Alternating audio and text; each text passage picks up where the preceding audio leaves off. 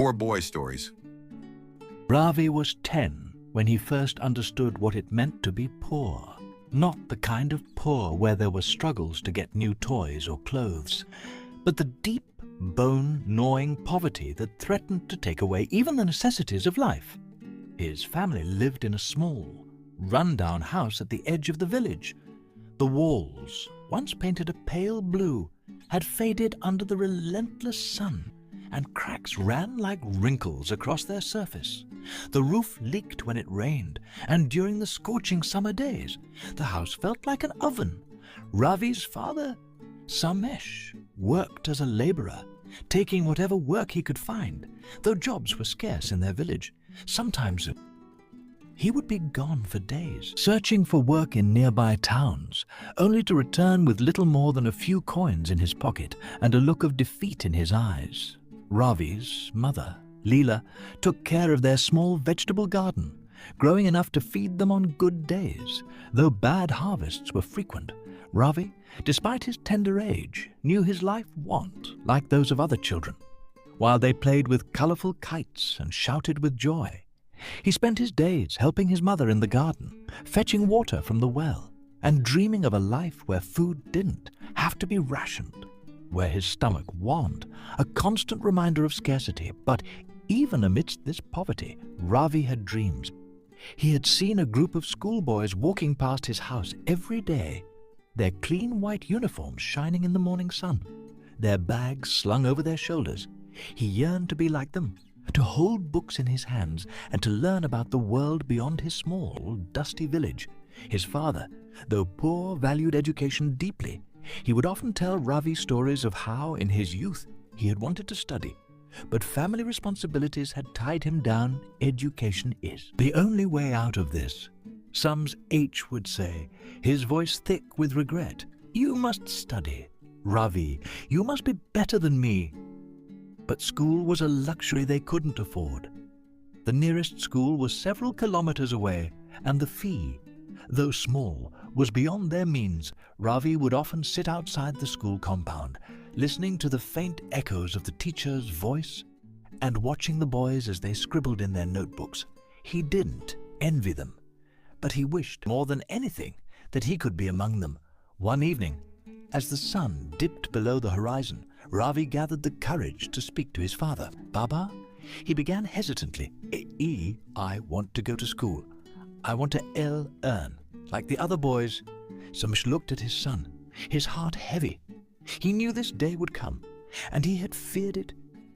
Ravi, he said softly, I want that too.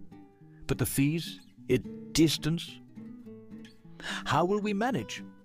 Ravi's face fell, but determination sparked in his eyes. I can work, he said quickly. I can help more.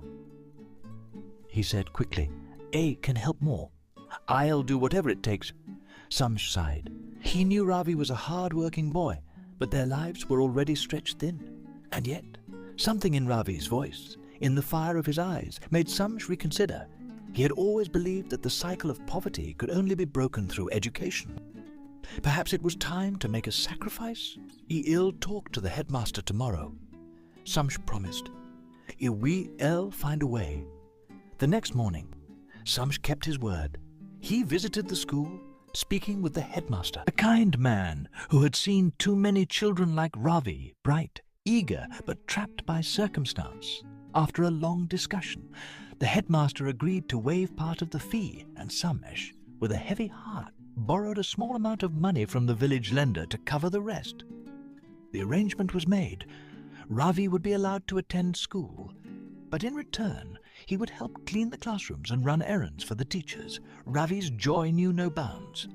The next day, wearing a hand-me-down uniform and carrying a second-hand notebook, he entered the school with pride. His classmates, most of whom came from wealthier families, sneered at him. They mocked his tattered clothes and the fact that he had to work after school to stay enrolled. But Ravi didn't care. He was finally in a classroom, finally learning. And that was all that mattered. The first few weeks were hard. Ravi was often tired from balancing schoolwork with chores at home and his responsibilities at school. But he never complained. He would stay up late into the night, studying by the light of a small oil lamp, his mind absorbing everything it could. His teachers soon noticed his sharp mind and eagerness to learn, and though they couldn't offer him much in terms of material support, they encouraged him to keep going. But poverty, like a shadow, was never far behind.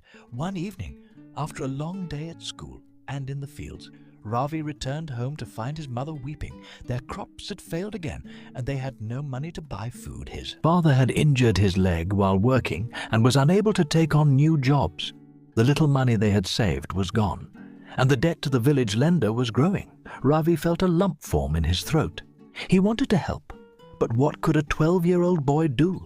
As he lay in bed that night, hunger gnawing at his belly, he thought of the stories his teachers had told him, stories of great men who had risen from nothing, of people who had changed their lives through hard work and determination. If they could do it, why couldn't he? The next morning, Ravi made a decision. He would wake up earlier, work harder, and find a way to support his family while continuing his studies. He began waking up before dawn to help his mother in the garden. Then he would run to school, finishing his cleaning duties before class started. After school, instead of going home, he took on small jobs in the village, delivering goods, helping with repairs, anything that would earn him a few coins. The days were long, and the work was hard, but Ravi's determination never wavered.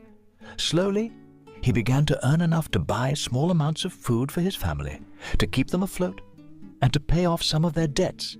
His father, though proud, worried that Ravi was sacrificing too much for his age, but Ravi would only smile and say, "Baba, this is our way out." Years passed, and Ravi's hard work began to pay off. He excelled in school, topping his class year after year.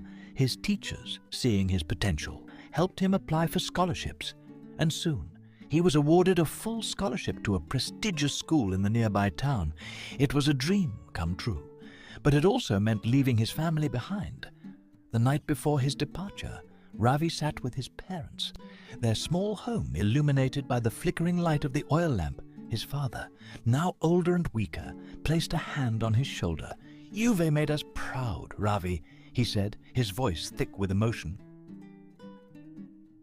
"Joe, chase your dreams, but never forget where you came from." Ravi nodded, tears in his eyes. "I want, Baba, no," he promised. "One day I'll return, and we won't have to struggle anymore." With that, Ravi left his village, carrying with him not just his books and clothes, but the hopes and dreams of his family. The road ahead was long and uncertain, but Ravi knew that with hard work, determination, the lessons he had learned from his struggles, he could build a better future for himself and those he loved. And so, the poor boy who had once sat outside the school gates, dreaming of a better life, began his journey toward a brighter, dust-free tomorrow. This story portrays the journey of a young boy whose life is shaped by the harsh realities of poverty. However, his unyielding spirit and determination highlight the importance of hope, education, and hard work in overcoming adversity. More stories like share, comment, subscribe.